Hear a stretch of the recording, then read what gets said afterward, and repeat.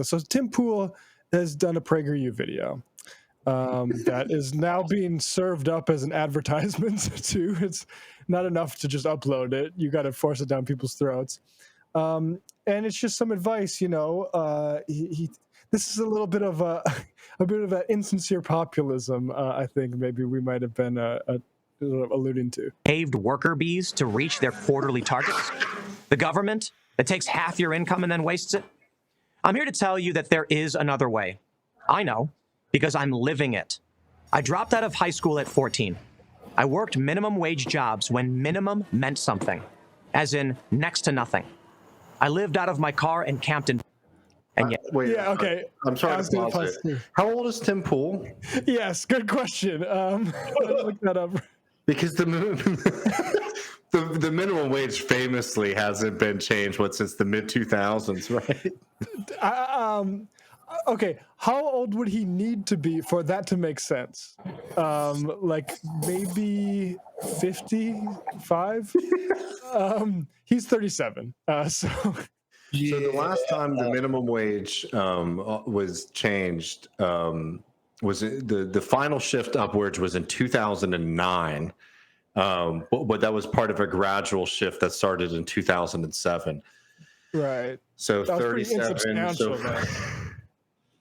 Yeah, I am gonna call bullshit on Tim. Anyway, that's not the focus of this, but very funny. I mean, it's also great that he starts out talking about worker bees, like he's going to make some kind of big populist appeal, and then like his first complaint is that like minimum wage workers are making too much. Yes. Yeah. Well, and actually, there's a little bit more to do with his work history. That's about to be revealed. Here I am, one of the most watched personalities on the internet. I employ a bunch of people, and I make more than the minimum wage. How did I get here without a college degree? As someone once said, I never let my schooling interfere with my education. My parents owned a coffee house in Chicago. I did a little bit of everything, and while I was Go ahead. I was going to say, if he'd had some education, he might know who said it. Right, exactly. Can we get a citation? Like how lazy is that? As someone said, it's like you can look that up. This is David. I just got a sidebar here. David and I don't know if you've experienced this, Ben, but we would love to do more essay style content, pre and stuff like that. But it's difficult, especially when you're like concerned with getting things factually accurate and representing things in a fair way. When you can just say somebody said this, there's 15 seconds. It's a lot easier. Schooling interfere with my education. My parents owned a coffee house in Chicago. I did a little bit of everything. And while I was cleaning, cooking, or cashiering, I was also soaking up the banter, learning about culture, politics, and why Jason hated the Republican Party. That was my education. I didn't have some grand plan for my life. Actually, I didn't have any plan. I just worked hard. Whether I was... That's not most people's experience of working hard. Like, I worked at McDonald's in high school. It wasn't like my parents' coffee shop where I'm able to just eavesdrop on all the customers. I don't remember a single. I was in the kitchen. Like, what do you mean? I'm listening to like Jimmy talk about the Republicans. Like, nice that you had that. It sounds kind of idyllic. It sounds a little bit like a sitcom. Like, oh, here's one set we have for little Timmy, the news prodigy show. Yeah, I mean, it's so your family were business owners, and they gave you something that was not quite a no-show job, but like you weren't expecting to do much while you were there. Like good for you, man. I'm not hating, but I mean that is not my life. Yeah, exactly. Not quite what. Yeah. Out extra crispy fries at the drive-thru window, or freezing my ass off hauling luggage at O'Hare. I was always excited about what I was doing because I knew my next job and the one after that would be better. In my early 20s. Now, that's just like, there's a lot of people that have had life experience where that is just not sufficient. Like, yeah, it's nice that happened to you, YouTube streamer, that got popular, and we'll get into that a little bit later. That's not a model for everyone to be like the leader of a YouTube channel. Yeah, I mean, logistically, just how many people could possibly do that at once? Right. Exactly. How much can an economy support? How many Tim Pools? And a career in activism. I fundraised on behalf of Greenpeace and other environmental nonprofits, and I was damn good at it. In fact, I was always one of their top fundraisers. But I walked away when I discovered that the green these organizations claimed to care about was not the environment. Around that time, Now, yeah. Can I just say, like, maybe if you're one of their top fundraisers, because he's about to talk about leverage, I would just say like, hey, Greenpeace, you know how young me, Tim Pool, beanie guy, I'm one of your top fundraisers. I haven't looked into that to see if it's true or not. But Maybe you know what we that do job more is, about the right? environment, which I love so much. Yeah, I was gonna say, I would imagine. I mean, like there was a point when I don't know, I was in college or whatever. Like I had I worked at Clean Water Action, and like I knew lots of people who did stuff like that. I mean, I'm pretty sure when he says he was one of the top fundraisers for Greenpeace, like probably what he means is that like in whatever little local, like, you know, there was like the thing for people to like go door to door, you know, hitting people up for money or whatever, that it's like, you know, I mean, like, sure, maybe Tim's name was like one of the like 5 people at the office or whatever, like, you know, hey, here are like top money getters this week, you know, Right. but like, you know, I think he's making it sound like a much bigger deal than it was. Mm-hmm. Interesting.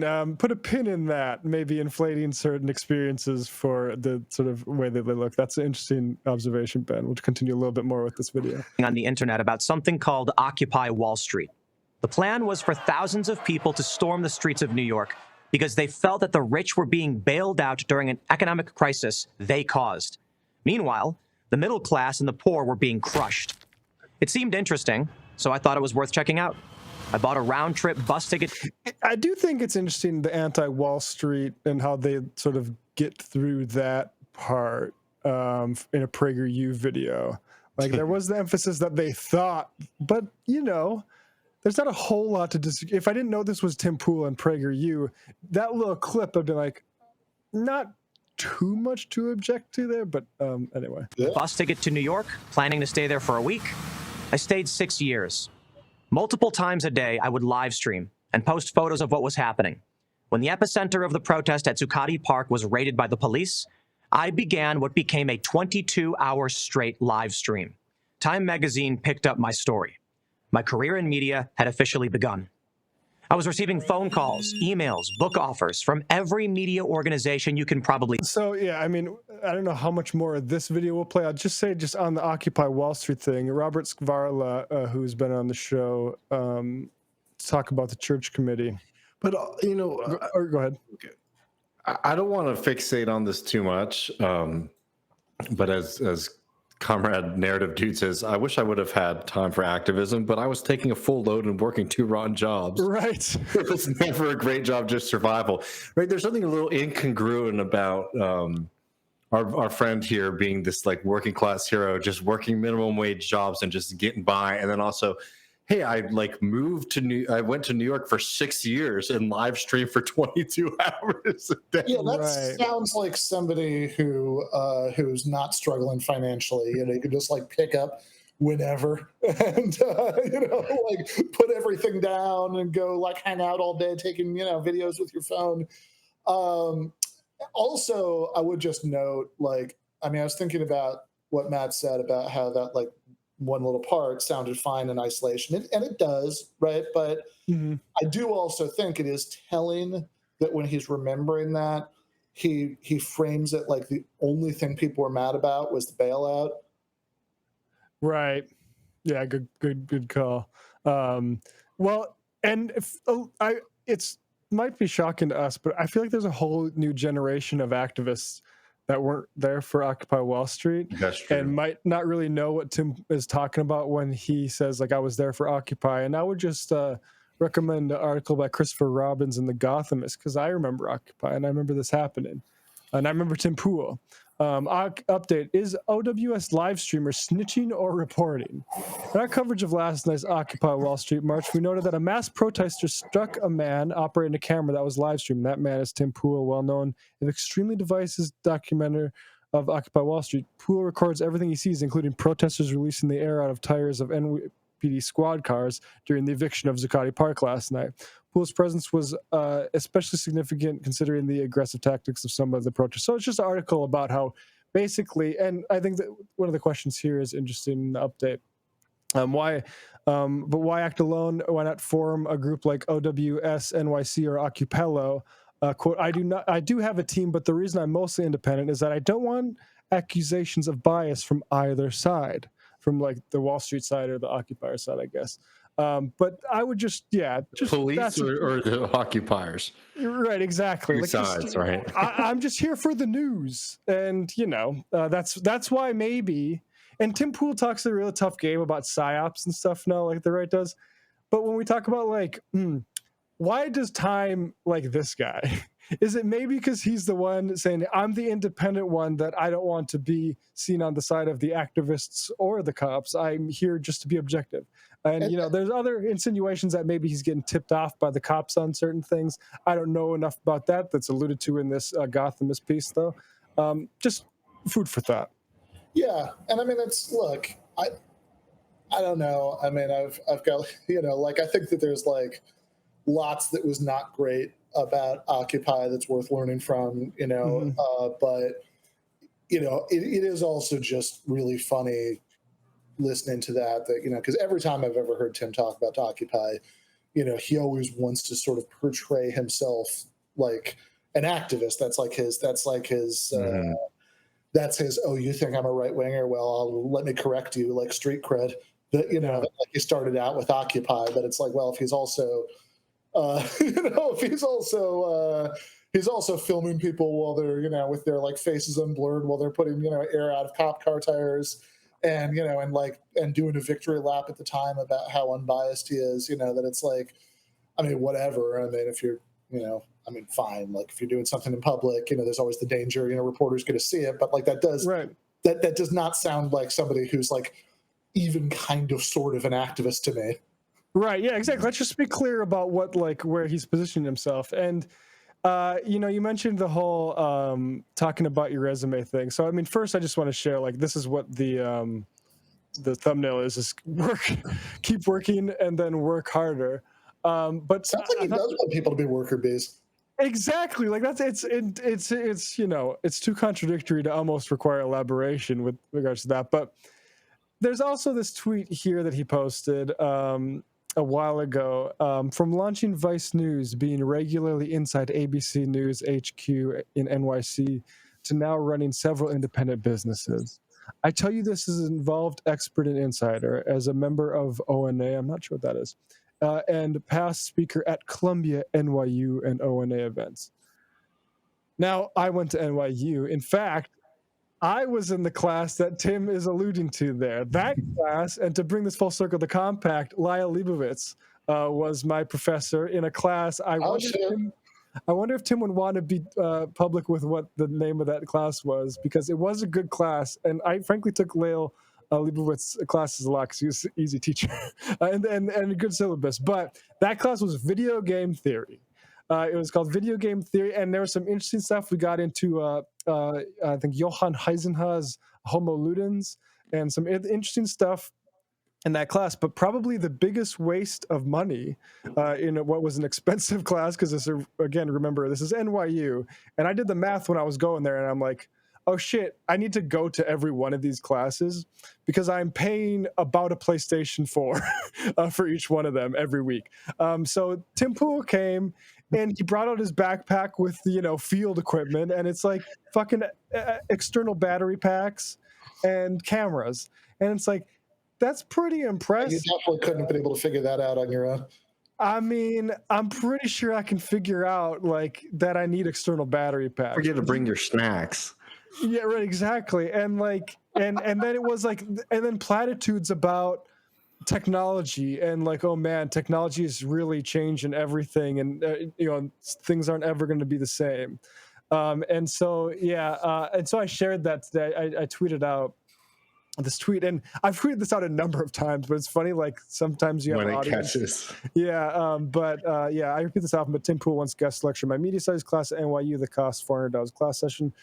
His Occupy report and showed off how he's packed his backpack. Yeah, there it is. So Tim Pool not a very good lecture. I wonder if he would deny that that was what he's referring to when he's talking to NYU there.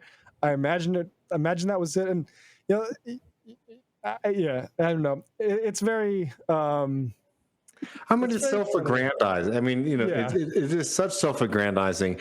It's funny to continue to play this game of being a kind of neutral. I'm just looking for the facts. He legit may have brought up Google Glass. And yes. Sorry, David, continue. Oh no, think about that every time you make a payment, you know. That's Exactly. I mean, look, it's just like these guys, they drive me nuts. The people who talk about hard work. And look, you know, am I the pot calling the kettle black? Look, I do this for a living. I also used to work concrete, right? And I'll tell you this right now, I worked way harder every single day when I was pouring concrete than I do right now. I have long days. I have stress. I have things I have to deal with. Don't get me wrong. It's not all roses. But oh my Lord, I would much rather, when it's like it is right now, 105 degrees outside in Texas, I would much rather be able to be inside talking about things than having to be out.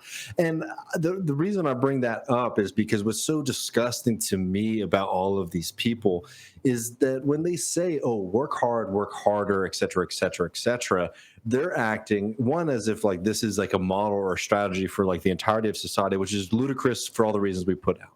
But two, there's an implication here that all of these other people who are doing the actual work that keeps society functioning, like the actual work in concrete, you know, an example of concrete, the little foundation of your home, right? Those people like aren't working hard doing that kind of thing, but some guy who runs multiple companies where they talk about weird shit behind swords and like a blunderbuss is like the guy who's working hard. Like, shut the fuck up, man! I can't handle that shit.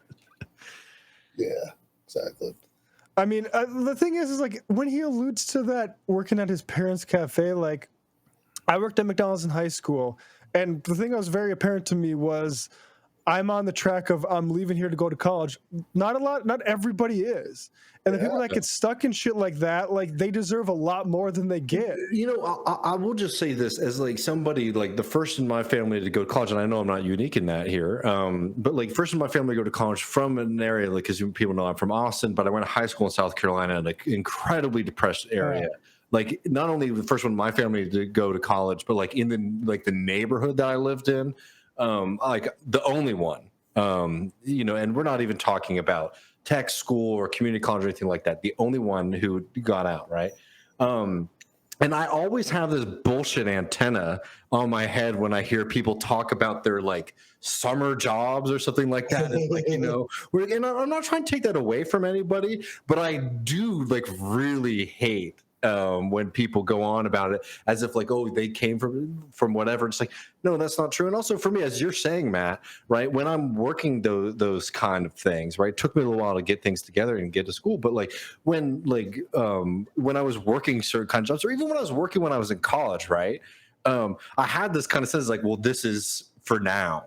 Yeah. Versus like what that kind of work is like when it is just sort of like what's in front of you. For potentially ever, right? It's just like it's not the same thing. And like the idea of talking about like your summer job, it's like, yeah, you learn a lot, it's good, blah blah. And like, yeah, but if you know it's there's a class difference between people. Sorry, Ben, but there's a class difference between people who never ever had to work one day in their life. And then people who had like some security, but because their family's not super rich, they had to work to maybe pay their rent or some of their expenses. And then people who like don't have any of that security ever, right? And there's just this precipice of like impending doom, starvation, homelessness in front of them. Just radically different situations. And it is just endlessly exhausting to hear people from that middle experience talk as if they are the ones who worked harder than everyone else, hustled harder than everyone else. You're full of shit. You're full of shit. I'm sorry. Maybe they should just become YouTubers, though, I think. I also like that even in Tim's own recounting of his story, the jobs he had, you know, both the ones that sound like sort of real and the extremely low stress job at a business owned by his parents, like even in his recounting of the story, those jobs don't sound like they had anything to do with his later success. I mean, it's not Right. it's not even like he saved up some money at these jobs and or whatever, like, nothing like that. Like, it's just, you know, he did some of this, then unrelated. You know, he went to Zuccotti and he managed to parlay that into, you know, into a media career, you know. So it's like, it's not that it's like, oh, well, it's just because he had his nose to the grindstone, you know, like working one job and then knowing that the next one will be better. And he slowly, you know, climbed up from there. In fact, the key part of his story is him like taking some time off where he's not working at all. Right. Oh, man. These guys, man, something else. Which, you know, I mean, look, as somebody who you know, I mean, out of those three categories, I mean, mine's closer to that middle experience you're talking about, you know, they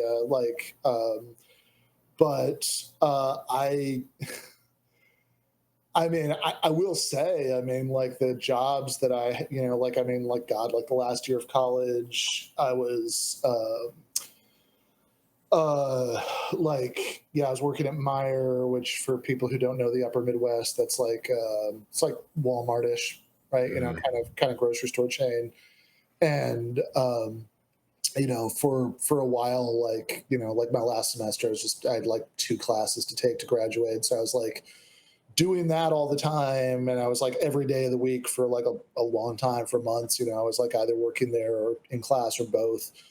And, you know, again, it's a very different experience because there was no part of me that was like, maybe this is just going to be the entire rest of my life, you know, like, so it wasn't nearly as bad as it would have been if that had been the case, but it still sucked. I mean, there was, like everybody was doing like in the receiving area, like unloading trucks all day. Everybody who did that job would like occasionally, you know, like go home sick because they were like, you know, nauseous because the heat in the trucks and all that. Right. So, and I mean, it is like really funny though, because it's like even at the time, I mean, I was very like self-aware about this fact. It's like, yeah, I really want to go to grad school because like that sounds like very air conditioned and stress free. You know, like I kind of, you know, it's like there was no part of me that was like, you know, I mean, and that's like even since then, it's like there's no part of me that's ever been like unaware that this is like a much easier, like all of this, like the academic stuff or media stuff or whatever. It's like that all of this is like a much easier, much softer way to make a living, you know, than any of that is.